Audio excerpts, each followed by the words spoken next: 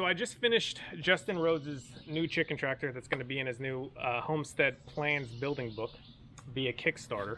And it took about 2 full days. I spent a half day 2 days ago. Then I did it all day yesterday and finished up today about half day. I didn't need the help of my son and my wife for about an hour. Otherwise, I was able to do most of it on my own. Used almost all the hardware in the actual plans. I did change a couple things, I omitted a couple things, and I also added a couple things and modified it. I'm not doing the whole cable tie in the front. He's got a steel cable along with some cable ties. I'm not doing that. I'm not going that route. I'm just going to use an old-fashioned rope for the front. I also, instead of having one large lid that spans the entire tractor, I actually cut it into 2. So I have one large area with the plastic paneling up top, and then I made a smaller panel that I'll be able to hang our plast and water from. Otherwise, it's almost built exactly to the plans. If you have any questions, feel free to ask. I think these plans are great, just as they're written. Justin, I commend you for coming up with some great plans. So next on the agenda is a chicken tractor for our meat birds. Gonna go with Justin Rhodes' new chicken tractor. I think he uses them with nesting boxes. We'll probably build it with nesting boxes just in case our laying hens need to go in there. If I'm unable to find, I've been trying to find a hay wagon, farm wagon, some sort of maybe 10 to 14 foot wagon with 4 wheels that I can build a mobile chicken coop with, and I'm just having a tough time. There's a ton up in Kentucky. We're down in Georgia. I'm afraid of towing it, 400 to 600 miles, especially when most of these hay wagons are every bit of 30, 40 years old. Not having any luck with hay wagon searches here in Georgia. When I do find a wagon, it is not in good shape. And really, I'm looking for running gear that's in decent shape. If I can find some decent running gear in good shape, then I'd build a platform and build a structure on top of that, but I can't even find good running gear. So until that happens, we'll go ahead and build this chicken tractor. Our meat birds will go in there originally. Thankfully, we've got about 3 or 4 months for our layers to begin laying. And once they begin laying, we'll make sure we either have the mobile coop or we'll move them into this Justin Rhodes chicken tractor with a couple nesting boxes. I might have to make a couple of them since we have about 25, 26 birds. So yep, we'll get started on that next. Let's go. As I get going on this, couple things. I can find cedar. Everything is going to be 3/4 inch by 6 or 1 by 6s. I can't find any 2x4s. The 2x4s I did find, I actually ended up picking up from a very nice couple, was some cutoff. They range from about 5 to 6 foot. Wouldn't be long enough for what I needed, but I was able to get them for about $2 a piece. Cedar right now, I'll show you a picture of what I saw at Home Depot. Just the 1x6s that I think are 8 feet long are close to $30 a piece. So on this build, what I'm doing is I'm going to use pressure treated ground contact, but then I also picked up some kills. This is siding, fence, and barn paint. I'll link this below. But self-priming, lead-free, and livestock safe. So I figure twofold. For chickens especially that like to poop on absolutely everything, we'll coat that. Cleaning the wood should be a lot easier. It will also kind of seal in any sort of pressure-treated chemicals, we hope. And it should look better than just, wood that deteriorates over time. So I'm gonna cut everything to size, and then we're gonna end up painting it all, letting it dry overnight, and then we'll continue the build tomorrow. But that is what we are doing. I do have some just absolute raw 2x4s studs that I have, but I'd rather use the pressure treated. Just kinda, we'll do probably pressure treated on the base because it is more expensive, and I'm trying to keep those costs in mind. We'll do pressure treated painted on the base, and then we'll probably just do painted raw green wood up on top, since it won't be in contact with the ground. But I think I'm gonna end up painting all of it. And we ended up getting some white PVC panels. So we'll get started on the build. Make sure your safety first. Eyeglasses, earplugs. So from the last build, got a lot of these 2x2s. And so we'll reuse a lot of these, as much of these as we can. And then we'll cut some other ones. We've got some used wood over there that we'll try and do as well.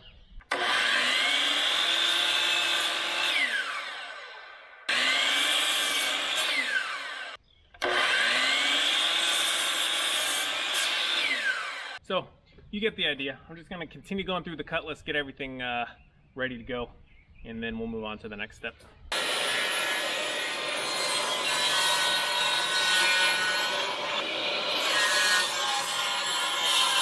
So I'm finishing up cutting everything, and I'm having Oliver sand everything down so there's no sharp edges when we go to paint them.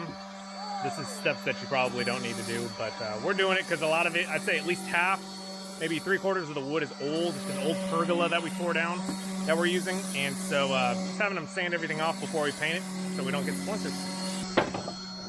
One thing with the saw stop is you can't have any sort of metal, and the wood can't be wet at all, or it thinks it's your finger.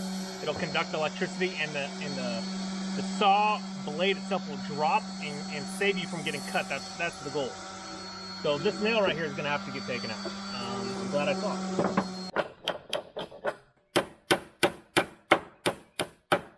It does not want to come out. There we go. Whoa. All right, let's do it.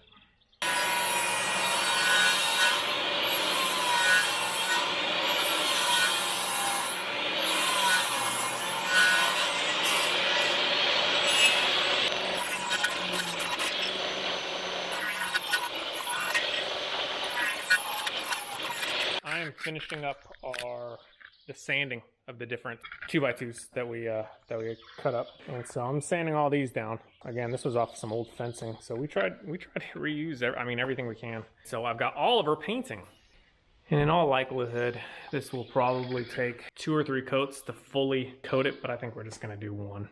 We're not going for looks here. It's probably gonna look pretty rough. We'll do 1 coat. We'll see what it looks like from there, especially some of the stuff that's been stained before. Even 2 or 3 coats might not work, but we'll put on 1 nice heavy coat and we'll kind of go from there.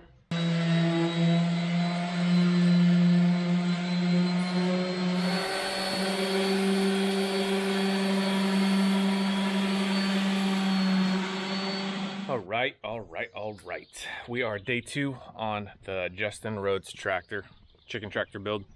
Yesterday was pretty successful. Went through the whole cut list. I originally started with a PDF on my phone.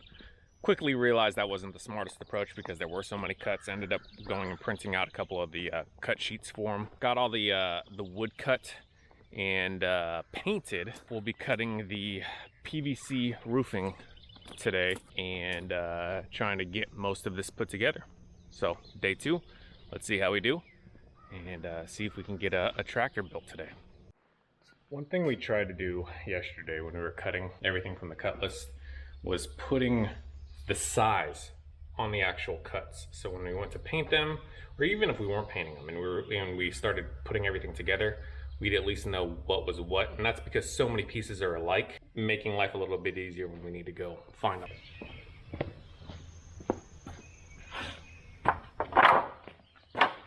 Painting those tall ones last night, not fun.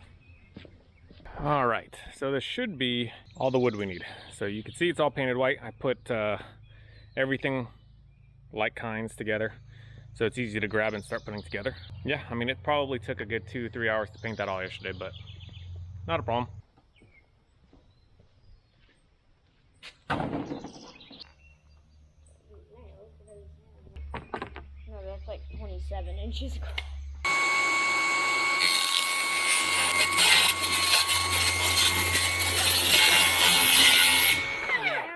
And it's cracking it real bad too.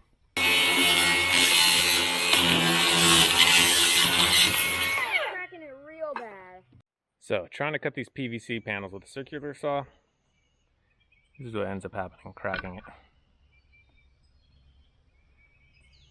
So I think we're going to end up using I don't know what we're going to end up using. Table saw won't work. No, table saw won't work. That'll probably just crack it too. Blades too. We can use a jigsaw. I don't want to do it by hand. That'll take forever, so we'll try a jigsaw. Either.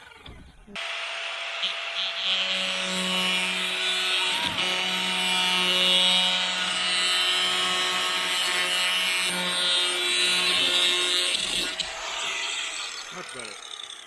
Way better. When in doubt, just grind it. Grind that beast, right? Grinding wheel with a cutoff wheel. That's what you want to use. Everything else is just going to chip it, so.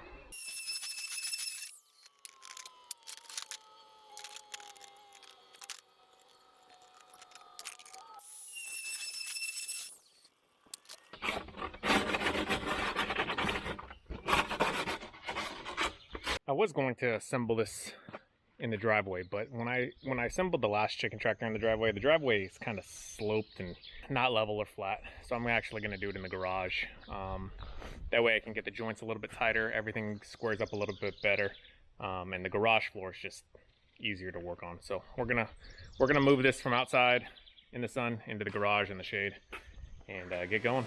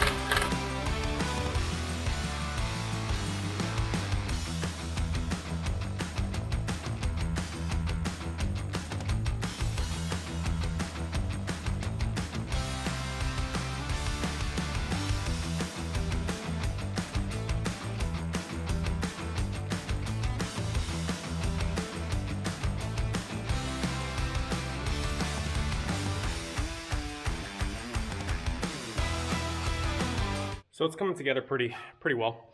Got a couple warped boards, but what else is new? So just trying to clamp them and get them as straight as possible before screwing them together. We'll keep going through the directions and keep kicking butt.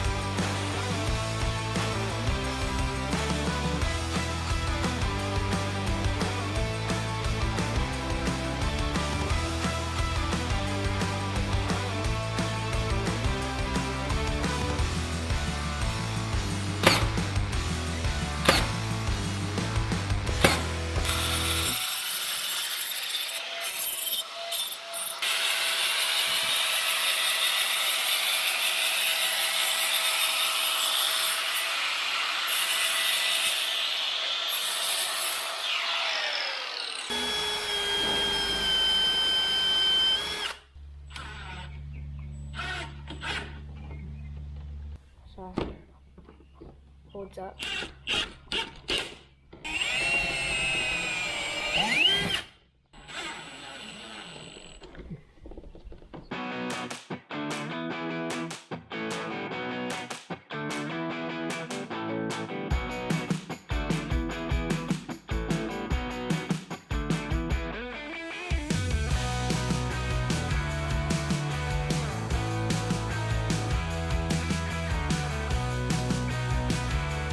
Okay. No idea how close I am to being done. Just did the panels. Working with these PVC panels, not fun. Went out of order, my own fault. Should have read the directions a little bit closer. I attached the back panels without cutting them first when I should have cut them first according to the directions. Not a big deal. Just cut them out from the outside and still bolted them in. Otherwise, everything's going together smoothly. I do have some questionable type things. So it only asks for hardware cloth at one of the front panels and the two front panel sections on either side. Wherever there's the plastic paneling, there is no hardware cloth, which leaves some gaps, and I'm not sure if that's going to be good or not. So let me show you what I'm talking about. You can see the light coming through there. If I lift this up, you'll probably be better able to see it. But I'm not sure if that's going to be okay. I'm not sure if something's going to be able to get through there. If you can kind of see the gapping that would actually come through. This is my first time running any sort of paneling like this. So I guess comment below, let me know if it's safe or not. I mean, I can always take it back off and redo the hardware cloth and put hardware cloth on there. and then reattach the paneling. If I make this again, that's probably what I'll do, just to be on the safe side. Then I know for sure it's secure all the way to the ground. But yeah, it's coming together pretty smoothly.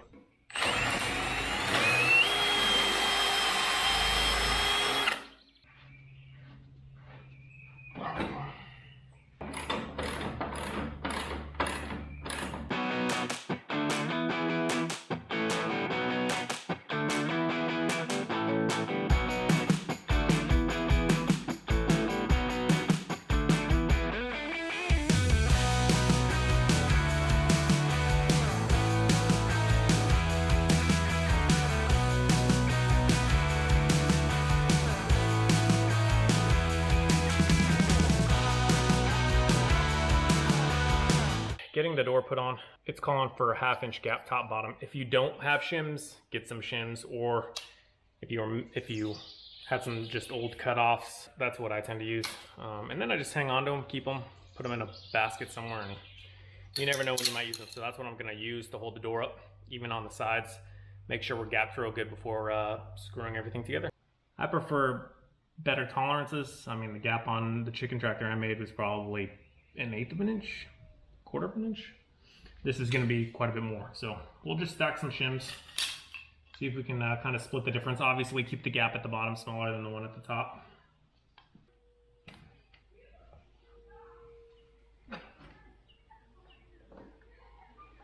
Let me show you these gaps.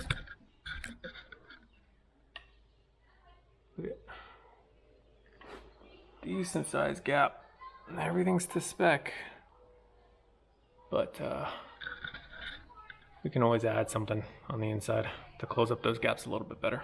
So I gapped it much larger at the top.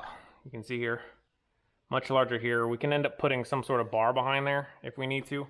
Same, I wanted a smaller gap at the bottom. Gaps on the sides are still pretty decent. I'm not sure why they have it so big, but I mean, it should work fine. Starting day 3, you can take a look at it. You can see where we are right now with it. I'd say we're probably at least 80–85% done. Coming together nicely. I was able to reuse a ton of different lumber that was here on this little pergola that still has some 4x6s standing up right here. So we tore that down, and so we were able to reuse a ton of lumber, able to reuse hinges from doors that we took off before. I'll be able to reuse hinges up here, and then we'll be doing the top today. We're gonna try and do what I was hoping to do before, and that's put a hinged spot right here that's a little bit more reinforced, because I want to put a 5-gallon bucket right here and use a Plossin automatic water underneath it. That way we're not having to lift in and out a 5-gallon bucket every day, so the kids and the wife can do it when we move this, and the bucket can just move with the tractor.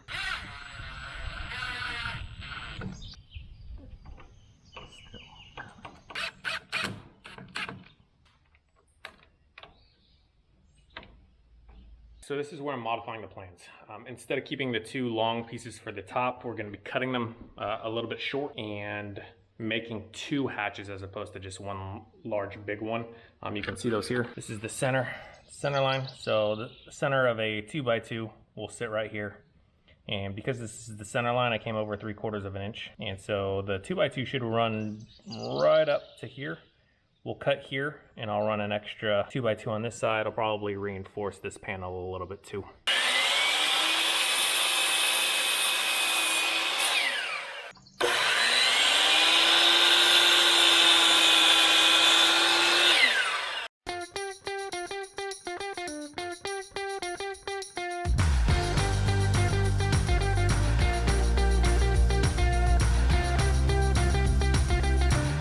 So there it is. Should be reinforced on this one side so it can hold a bucket.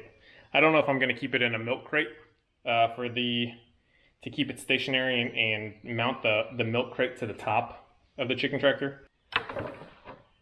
Really, I only needed, I think, 2, but I ran a 3rd one just for right down the middle, just to make it look better.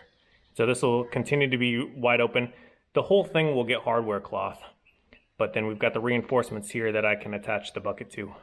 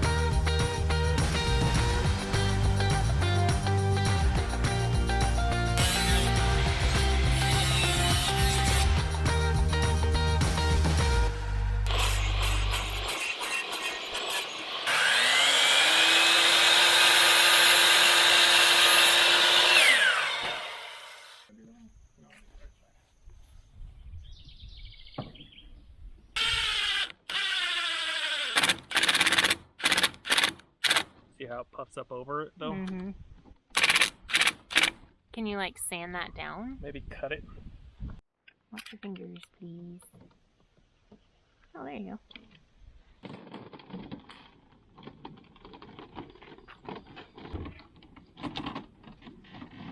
Okay.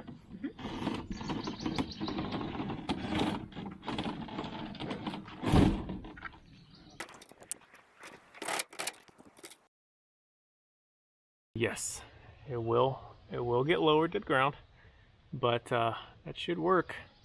And then we'll be able to stick a 5-gallon bucket up above, and we'll still be able to access and feed them here. Okay, you know what I would just realized as I'm putting these milk crates in is they've got this little ridged bottom, and that's what it sits in the tractor itself. There's a little square cutout, and I was a bit afraid that it was going to slip through, but when you stick this in, it sits down in that little square cutout, and they're a nice little tight fit. Can't move. So there you have it. Good design, Justin. Good design. Ready?